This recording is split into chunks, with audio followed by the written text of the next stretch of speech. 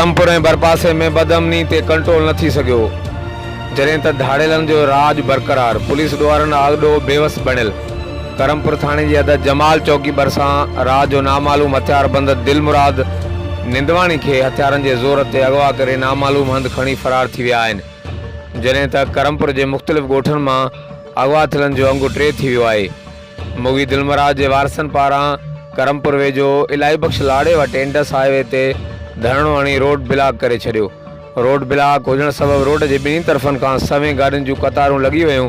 मुज़ाहिरीन जो चवणु हो त हर आए ॾींहुं धाड़ेल घरनि मां माण्हू अगवा करे वञनि था, पर पुलिस ॾोहरनि ॾाढो बेवस बणियल आहे। हुननि SSP कश्मीर ऐं ॿियनि वसवारनि खे मुतालबो कयो त मूवी खे बाज़ाब करायो वञे, ॿी सूरत में एहतजाज जारी रहंदो, जॾहिं त अगवा जूं वारदातूं वधी वञण सबबि इलाइक़े में ख़ौफ़ व हिरास वारी सूरत आहे। ॿिए तरफ़ करमपुर SHO हुसैन अली शाहाणी धरणे वारे हंधि पहुची मुग़विन जे वारसनि सां कामयाब ॻाल्हियूं करे रोड खुलराए ट्रैफ़िक खे वञणु ॾिनो। हर वक़्तु आगाहण लाइ ॾिसंदा रहो JTN वेब न्यूज़ करमपुर।